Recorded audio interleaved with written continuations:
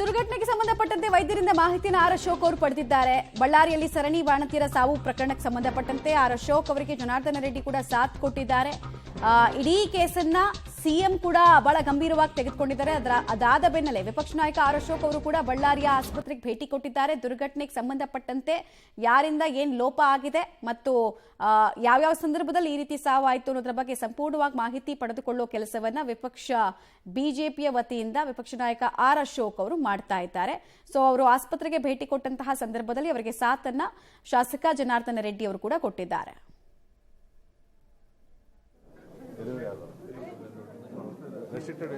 ಜಾಸ್ತಿ ಜನ ಬರಬೇಡ್ರಿ, ಯಾರು ಹೋಗ್ಬೇಡ್ರಿ, ನಮ್ಮ ಲೀಡರ್ಸ್ ಯಾರು ಬರಬೇಡ್ರಪ್ಪ. Leaders media